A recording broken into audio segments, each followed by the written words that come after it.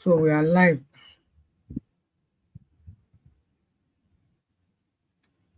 Salahu, please take your opening remarks. Yes, good evening, everyone.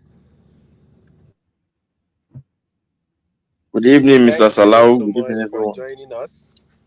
Welcome to the episode 5 of season 2 of Who is Your Farmer? Brought to you by Urban Family Farming Community. Our goal is to encourage your curiosity about who is behind the food you consume and to inspire you to consider starting your own urban family farming in your have you join us today as we explore the compelling topic, my journey from curiosity to cultivation and discovering the power of herbs and spices. We are honored to welcome an agricultural influencer and urban farmer, Mrs. Olushola Idowu OON, who will share her expertise on the incredible story of how her curiosity led to her cultivation of an urban garden in the back of her home. Join us as we engage in this insightful discussion, learn from Mrs. Olushola Idowu, and explore how she did not only started cultivation but become the CEO of Urban Family Farming Community. Let's embark on this enlightening journey together.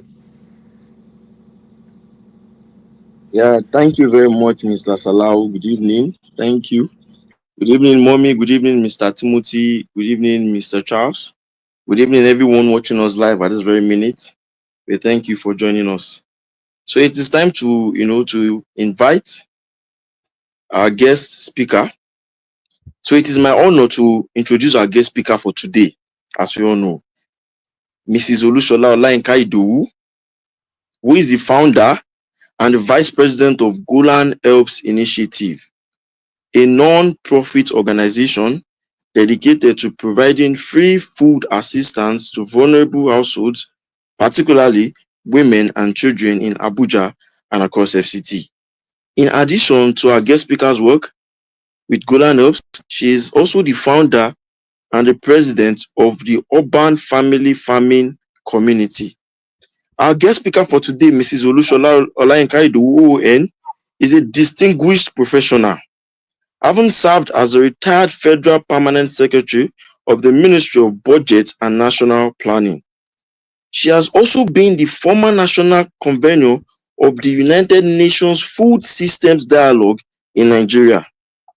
Our guest speaker's contribution to the society have earned her the prestigious title of the Officer of the Order of the Niger, as well known as the OON. She is an agricultural influencer. Our guest speaker is also an urban farmer.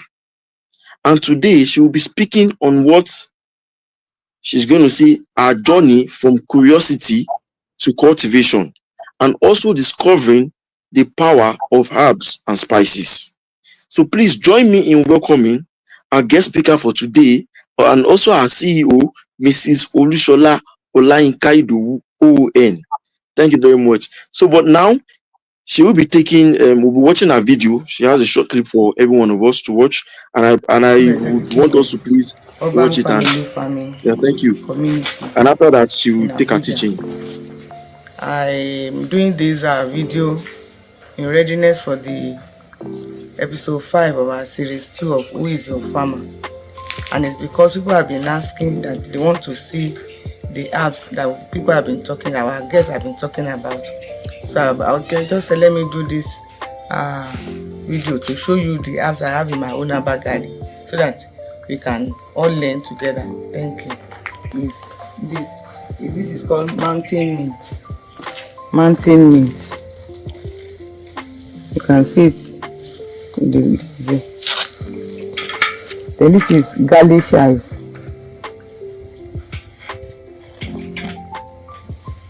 And this is olive basil.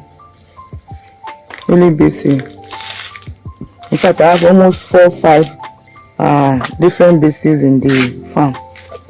I'll come to this later. This is another basis. This is the original one that we normally use here in Nigeria.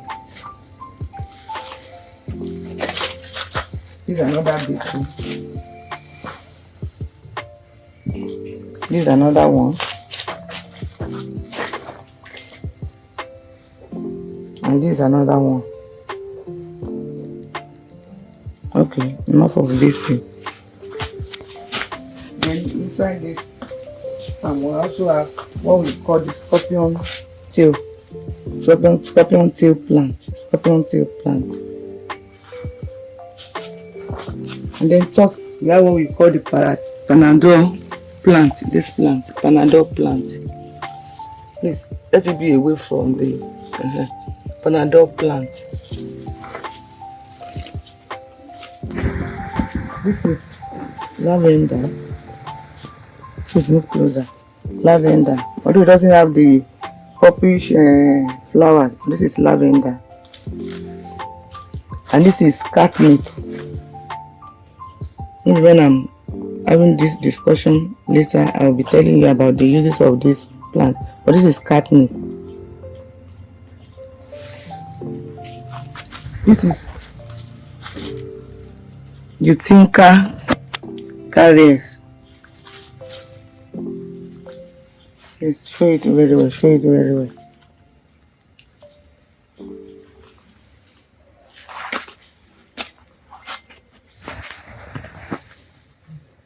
Dilly. And this is the what is it called now? This is the king of bitters. This is all-steel plant.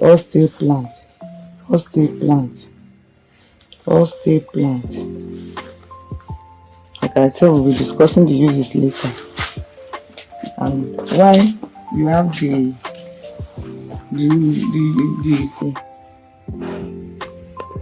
oregano. This is another oregano.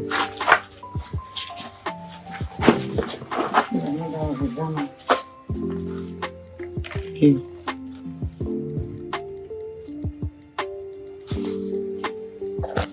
Then this is stevia. That's stevia. And this is the insulin plant. No, this is this one. This one is the insulin plant. And this is parsley. I think that's in a nutshell what I have. So for a long time, but tomato refused to grow until of recent that I have this tomato plant. So I had to reduce it because of the size of the greenhouse. It almost took over the greenhouse, but you can see now that they are coming out.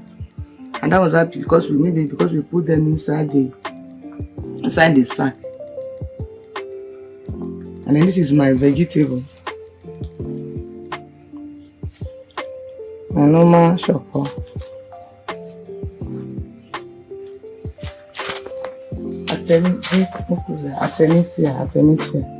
Artemisia plant.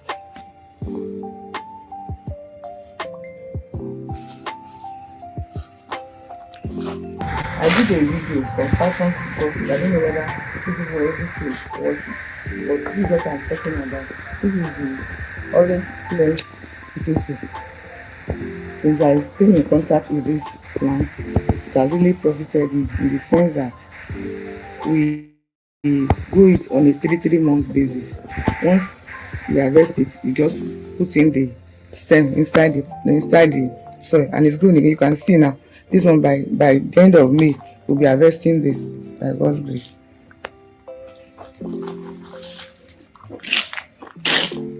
On a block bed, concrete block bed. That's what I used to grow it.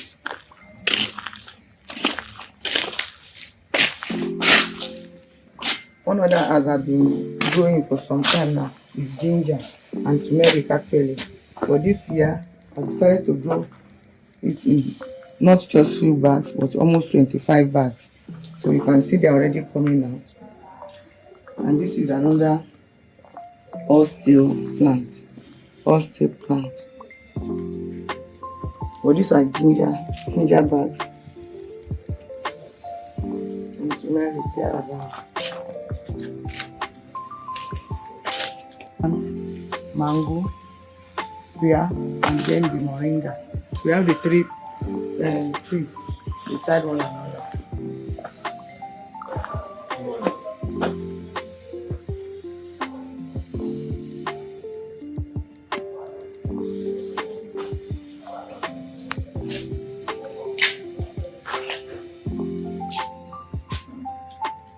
I'll talk about that later. Lemongrass. Also have it in front of the house. Yeah, they are fully grown. Let me get the best.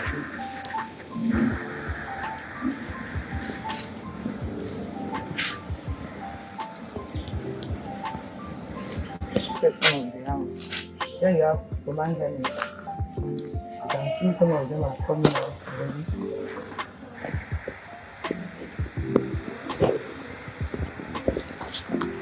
You still have the orange flesh potato here too. All these are going to be harvested in May. We have the draft pepper. You have rosemary.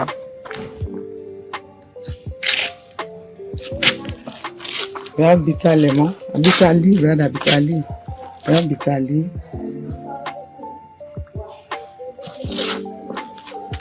We have aloe vera. Aloe vera. We have it in 3 different containers. Then you have this plant that is used actually for skin problem. You have the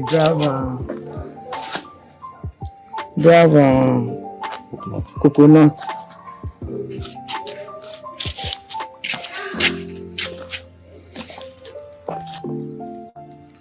Curry, Indian curry.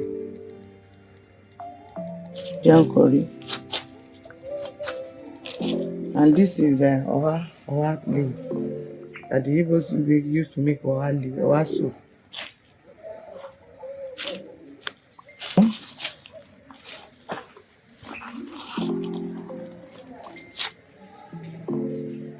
And this is nani, noni. I think where you still have orange flesh potato here. I think that's enough for what we have. Then I have plenty in the house with the lemongrass.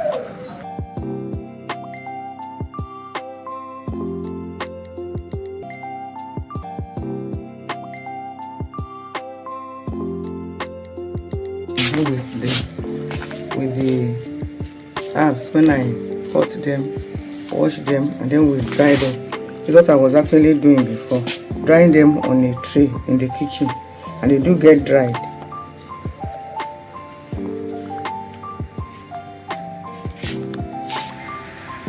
So you can dry your herbs, like I said, on a tray in your kitchen.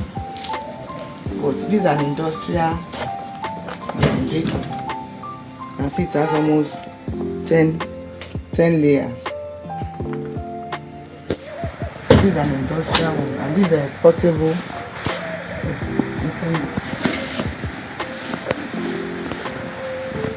It's just a matter of laying something on top of this one, and then you can now plug it and then you dry your vegetable or your herbs on it.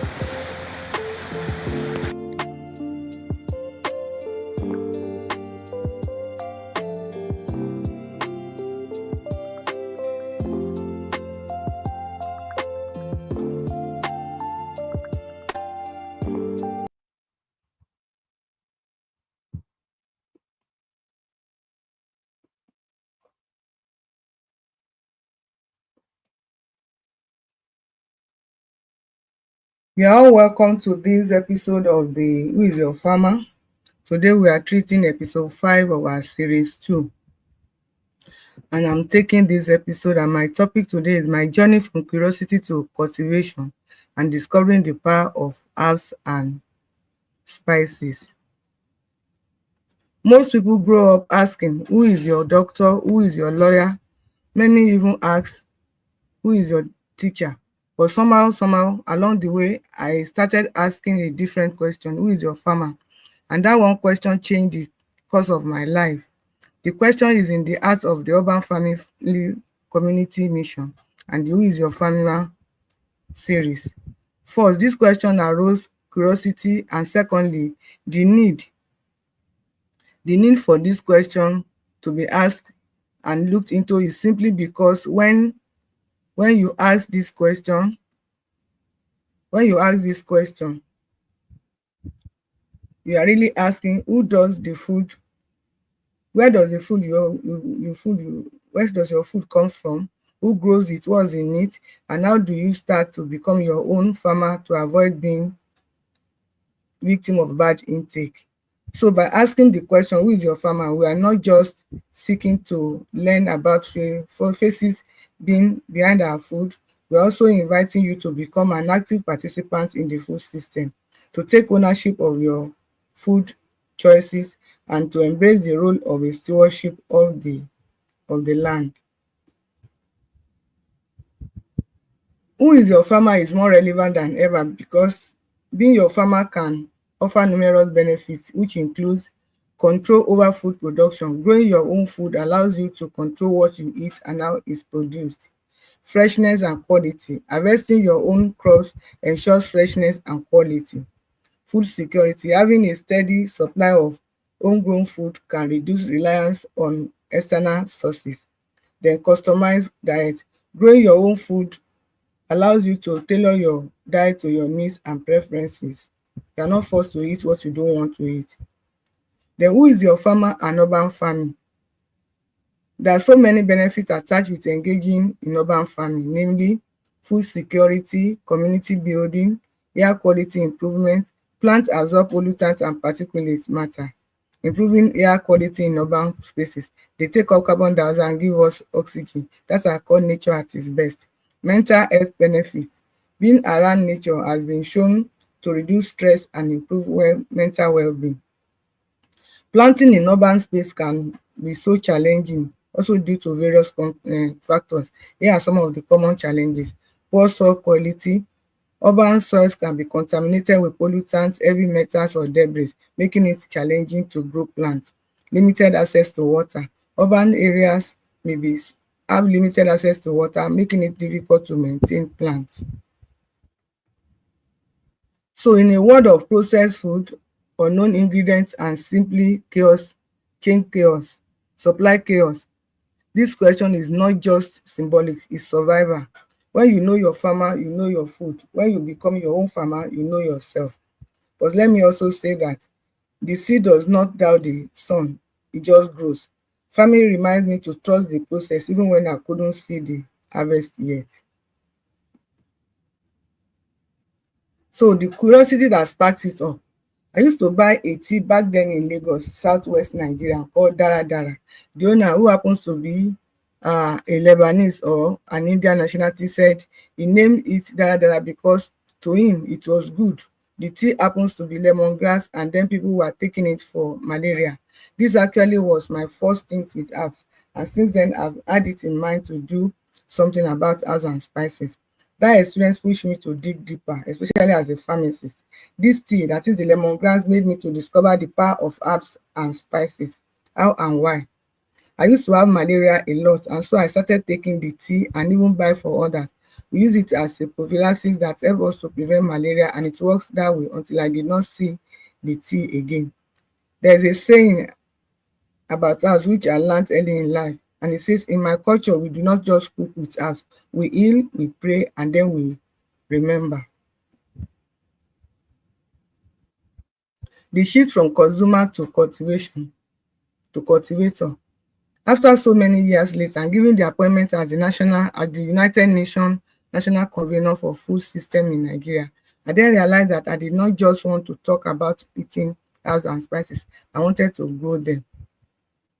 So let me say this. People think you need acres, but you do not. You don't need any acres of land to grow herbs. But I can tell you that herbs are humble. They grow in a teacup if you give them sunshine, sunlight, and love.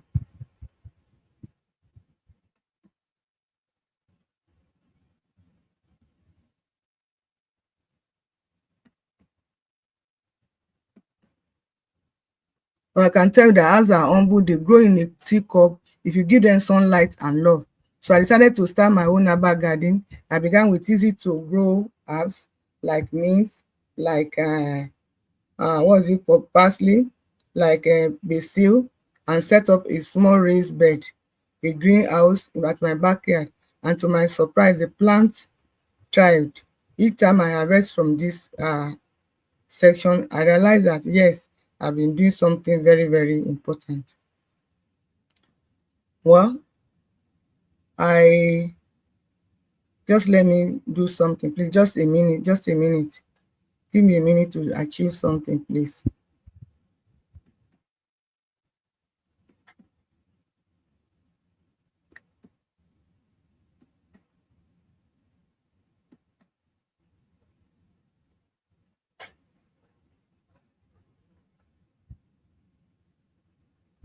So I went in search of more seedlings, and that was when I came in across our first guest for this series, Mrs. Priscilla, from whom I got many seedlings of herbs, and out of which I showed you in that preceding video. So what do I learn cultivating herbs and spices? Through the journey cultivating herbs and spices, it taught me that patience, care, and a connection to the heart. Let me break it down. Patience and persistence. Herbs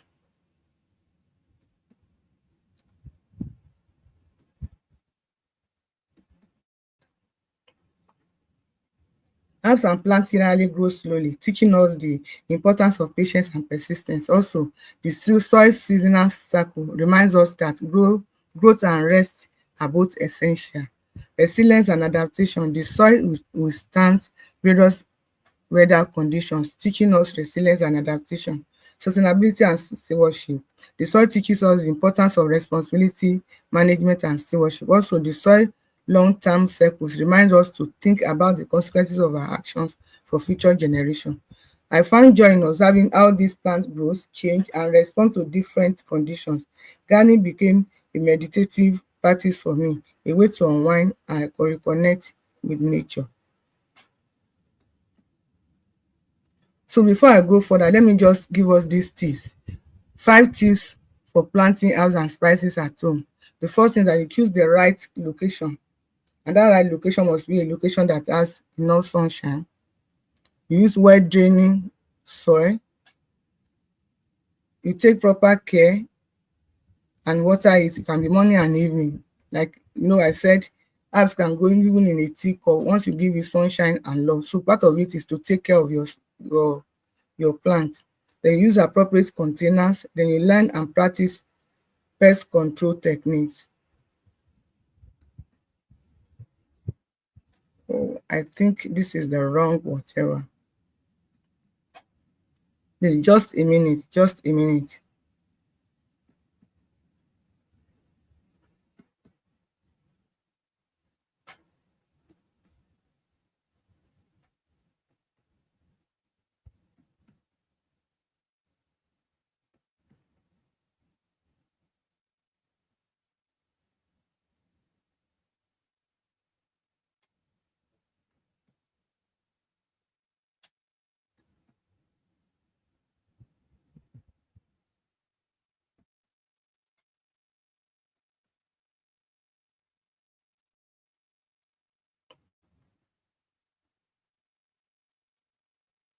Just a minute, please.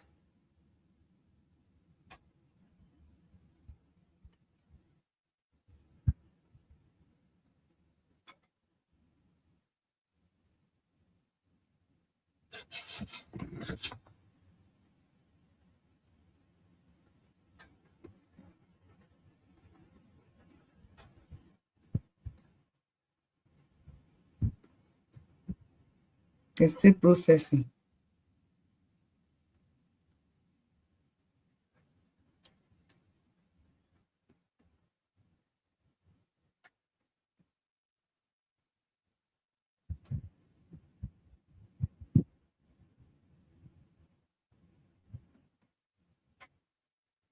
Okay.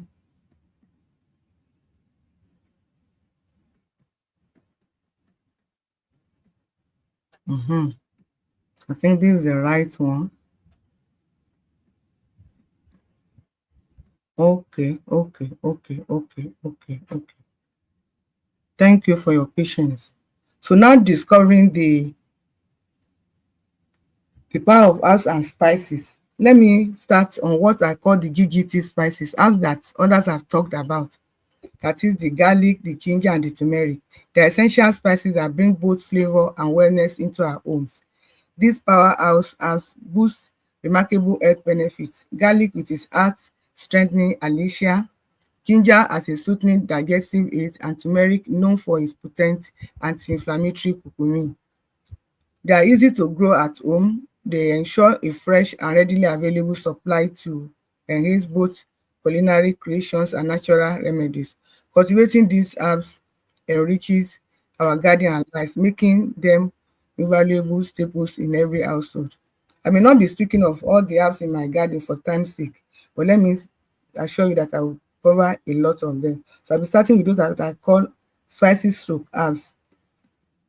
And the first one is basil. The active ingredient in basil is eugenol, providing anti-inflammatory effects and other antioxidants. Clinical evidence demonstrates anti-inflammatory oxidants and antioxidant and antimicrobial properties. Uses culinary herbs and teas for its calming effect. Like I said, I will be showing you the the herbs. That's why I knew that that other slide was not the correct one. So you can see the herbs. I told you I have almost 3 or 4 basil in my farm. This is the Nigerian one. This is the only basil. The next one is oregano. Active ingredient is carbacrom, known for anti-malaria, bacterial and antifungal effect. Clinical evidence. Evidence supports use of an antimicrobial agent and in supporting respiratory health. Uses culinary herbs and teas. This is oregano. This is the normal one that we are used to, but this is another one that has this whatever. You remember I showed it to you in my garden the other time. The other one is dill, a culinary and medicinal marvel. Dill is an aromatic herb cherished for its factory leaves and distinctive flavor, commonly used in culinary dishes around the world.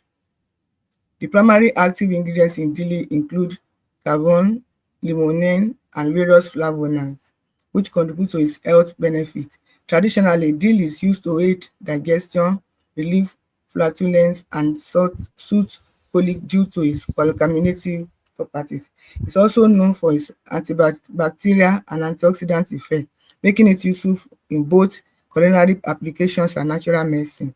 Fresh or dried dill versatility and benefits may make it a must have in our gardens. Then the other one is mint. Active ingredient menthol, which provides a cooling sensation and various therapeutic effects. Clinical evidence shown to help with digestive issues, nausea and headache relief. Fresh leaves in culinary dishes, tea for digestive health. And these are the mint. This is the mountain mint and this is the normal mint that we are used to.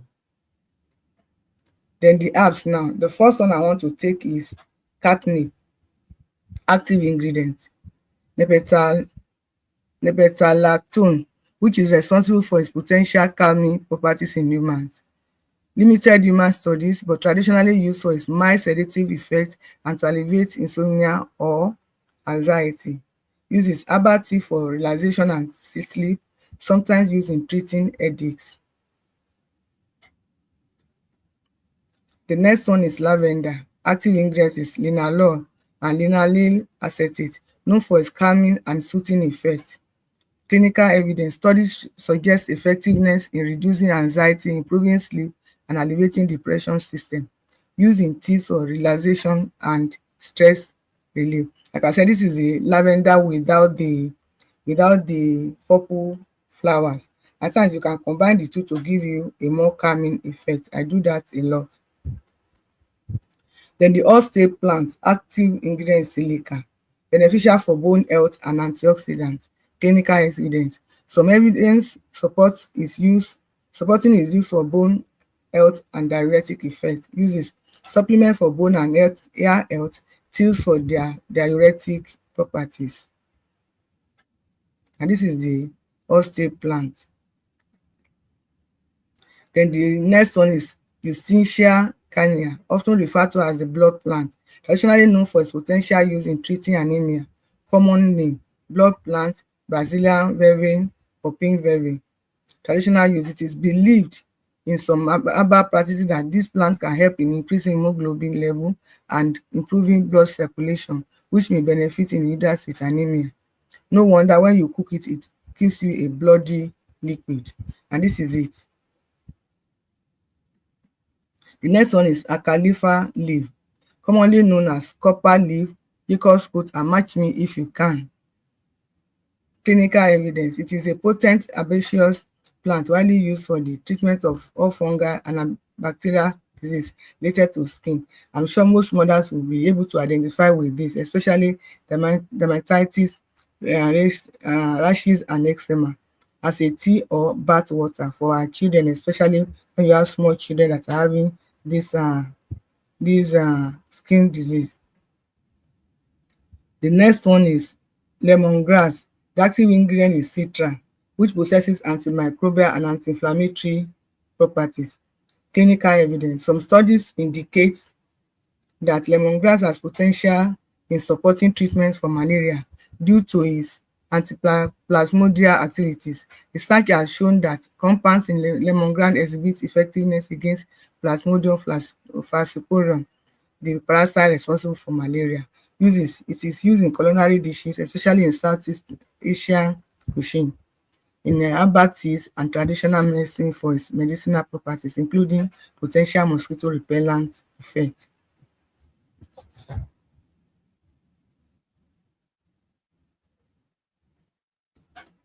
And the last but not the least is king of bitters. Active ingredient is hydrofolide, which for its potent anti-inflammatory and immune boosting properties. Clinical studies support the use of king of bitters in treating malaria, as it has shown efficacy in reducing symptoms and supporting recovery from malaria due to its anti-malarial properties. Uses: commonly used in traditional medicine for various ailments, including respiratory infections and fever reduction, in addition to its use against malaria. Summary: both lemongrass and king of bitters are recognized in traditional herbal practice for their potent effectiveness in treating malaria, alongside their other therapeutic benefits. These herbs underscore the importance of natural remedies in supporting health, particularly in regions where malaria is prevalent. To get the best out of these herbs, especially when used for malaria, cook them with garlic, ginger, lemon, lime. You may also need to add pineapple to give it a taste, and this is what it looks like.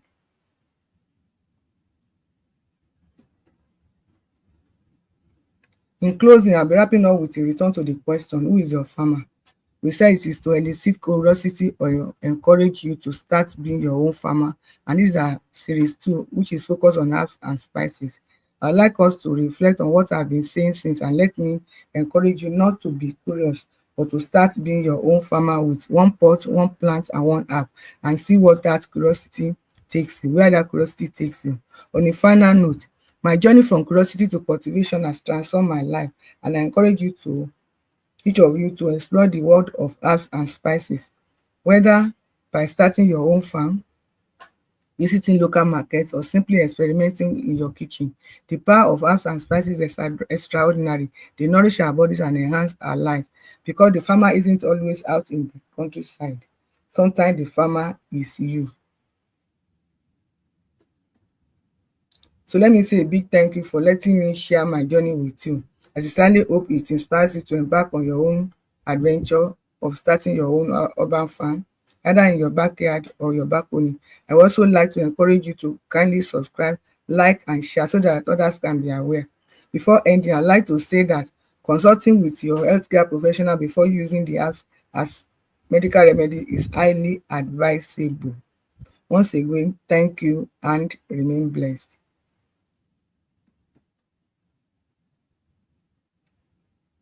So that's in a nutshell the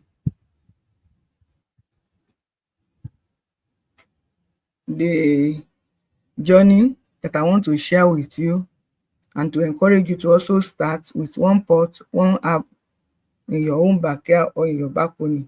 Thank you and God bless. So I don't know, do we have questions? It's now time for questions, please. Time for questions, please.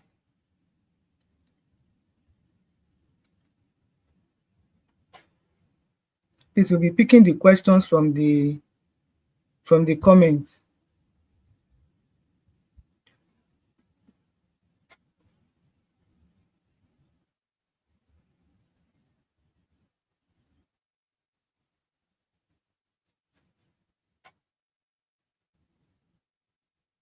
Okay, thank you very much, ma. We can start rolling in our questions now. So we'll be taking them.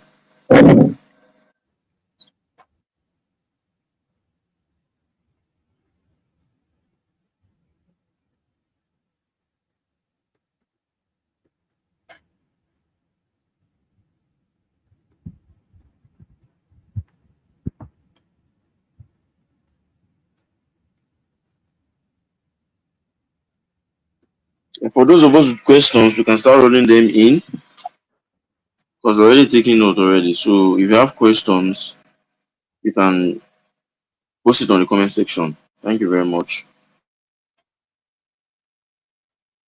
Alright, which soil is good to grow these herbs? Which soil is good to grow these herbs? The top soil. The top soil is very good to grow the herbs, but like I said, the most important thing is that you give your herb the love and sunshine. But the soil, if you use topsoil, it's okay. I can get topsoil from all these people selling flowers by the roadside. Okay, ma, there's another question. Someone asks, how can they get the seedlings, especially for mint and parsley? We also have it. It's a matter of getting in touch with us if you want seedlings.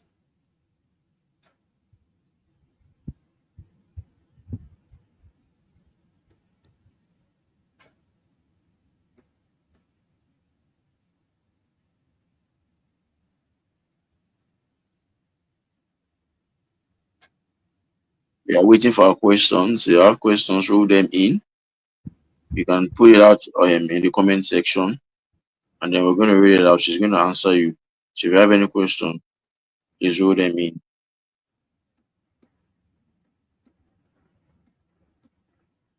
Somebody said the network is very bad.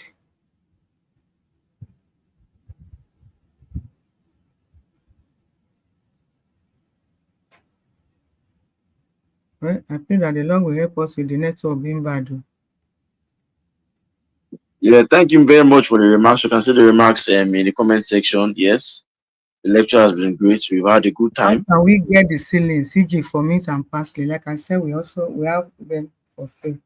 So it's just a matter of getting in touch with us later.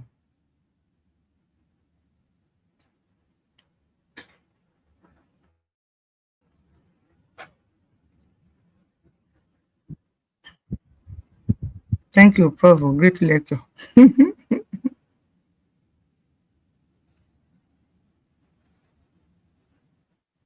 Two questions now. Okay, I'm waiting now. I can come for seedlings of some of the plants. Hope I can come for this. Yes, you can come now. You can come, sir. It's allowed.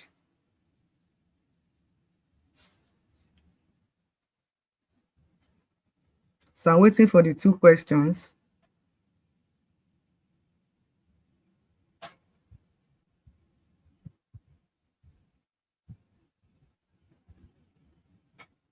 Yes, that is to 7:50. They're about to ask questions. So we still have 10 more minutes to ask our questions.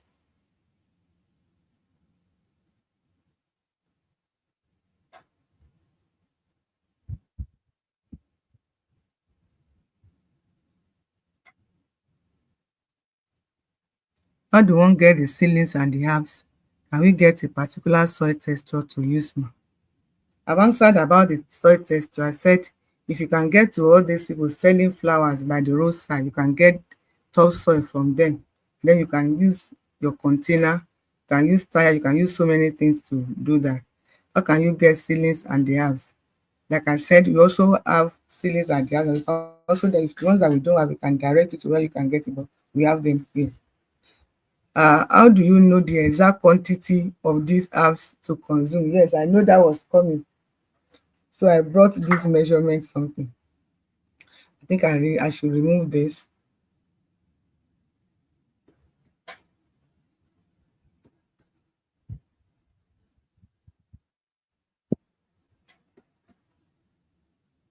Okay. So somebody made a concoction for me of recent, and I asked that person, how do I use it? And he told me to use this particular cup. So what did I do? I just look at it. I realized that it's half a cup. The tea cup is actually the measurement of the cup when they say take a cup. So this is half of a cup. But then and also have this, because you have to invest in something. I also have this now. This is a full cup. This is half a cup. This is three quarter of a cup. This is half a cup, and this is one quarter of a cup. So most times you'll be asked to use a full cup of the tea that you are using.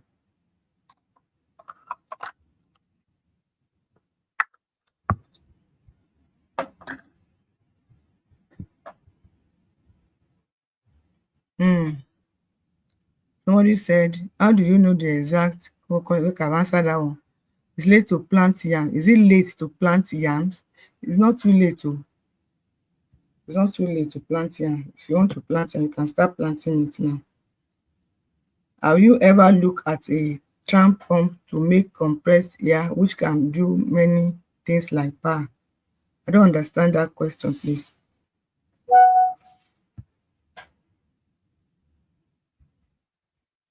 Please discuss the harvesting techniques. People often harvest wrongly. Okay. Well, like for the one I showed in that video that I was drying up, normally you harvest it most times in the morning or late in the evening, depending on the chemical or the particular properties that you are looking for there. So we harvested it, cleaned it, and then dried it.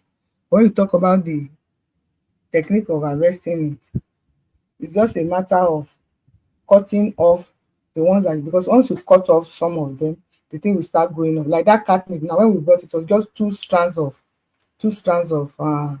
leaves, and one was also almost getting back. But by the time we started nurturing it, we realized that it has really grown much. And so what we do? We now started cutting it off a bit by bit, and we cut it off very early in the morning. We cut it with scissors to cut it off the branches, and then before you know it, in a week time, the thing has actually grown back again.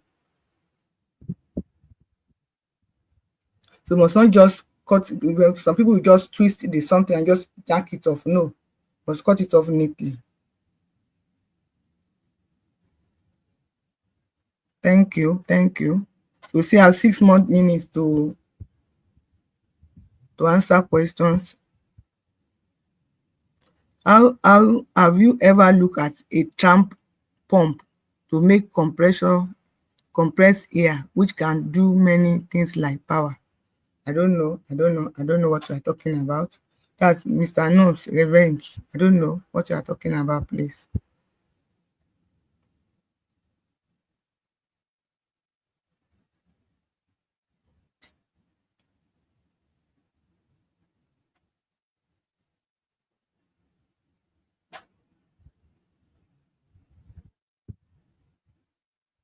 Apart from the cups, you also have this. These are teaspoons. This is a tablespoon. This is teaspoon. So you have them. So you must invest in some of these things so that when you are using your apps, you'll be able to use them.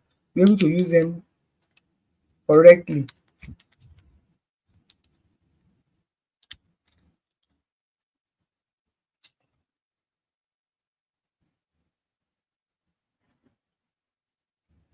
Thank you so much. Thank you so much.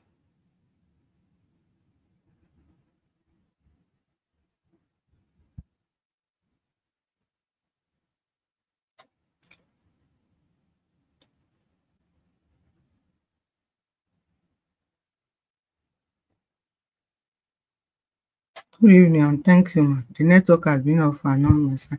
I guess it's because of this. So most of your talks was not clear. I will ensure a replay to get the full session. No problem. We'll normally send our replay to people so that you can replay it.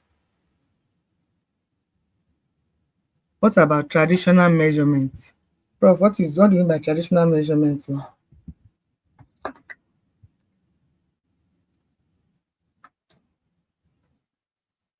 I think I should have asked Prof to join us here.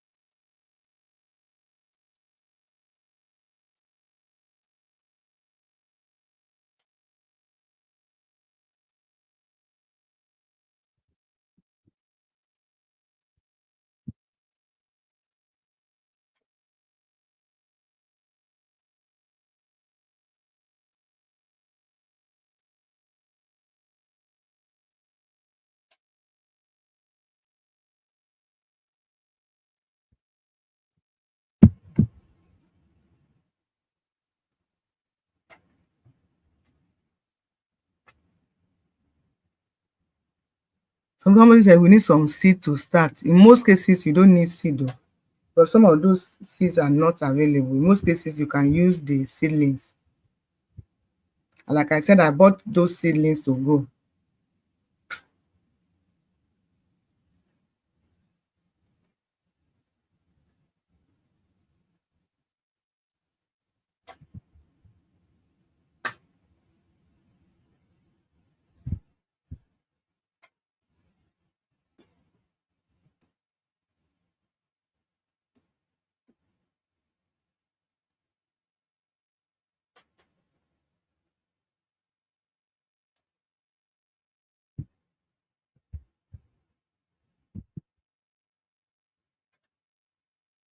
We have 2 more minutes for questions and answers before we call it a wrap.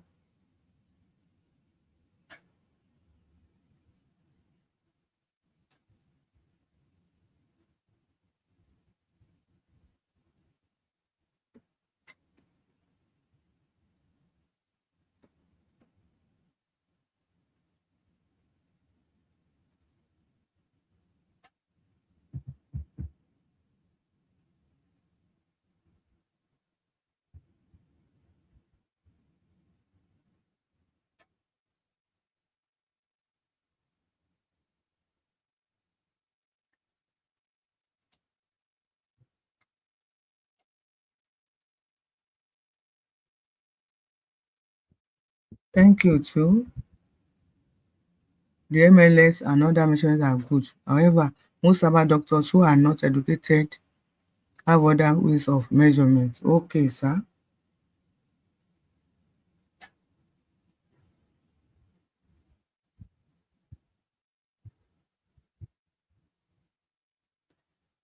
Today, what I've done specifically, hand quantification. Yes, I know there's something they call hand quantification.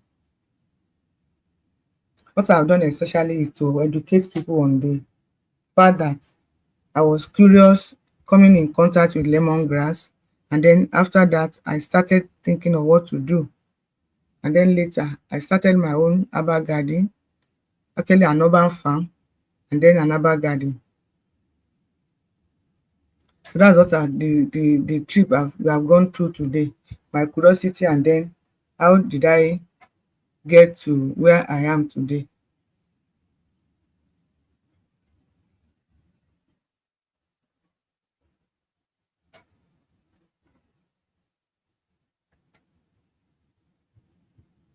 So I only treated just those things that were in my herbal garden, nothing else for now.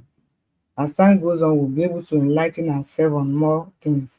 But today, I just treated those herbs that I have in my herbal garden.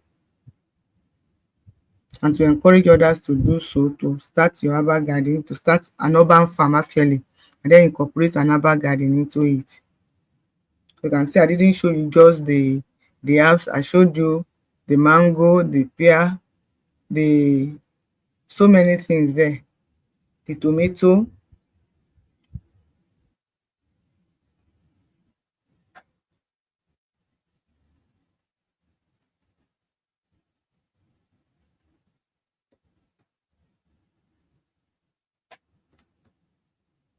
Okay, so we are off the question limit and answer limit now. I've been asking, I've been seeing some things here. Okay, well done. I'll reach you for the seedlings, ma. Okay, I'll be expecting that. Thank you so much for this great enlightenment. Thank you too. God bless you. So what else do we have on our agenda, please?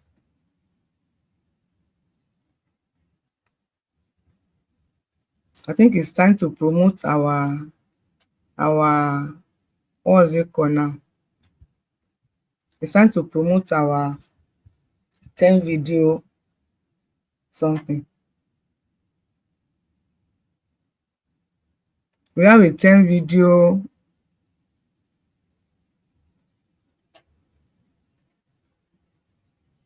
mastering urban farming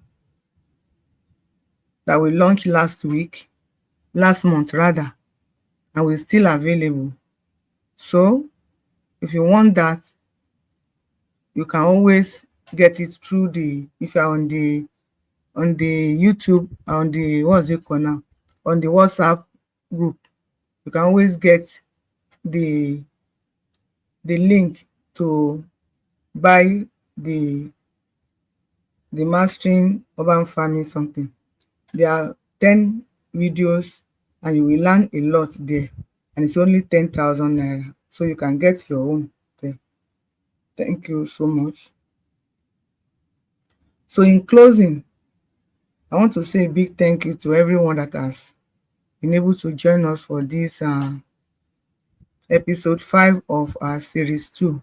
We have just one more episode to go, and I would still want to encourage others to please consider urban farming, consider home garden. Somebody said home garden is the best way to go. Yes, I agree with you, sir.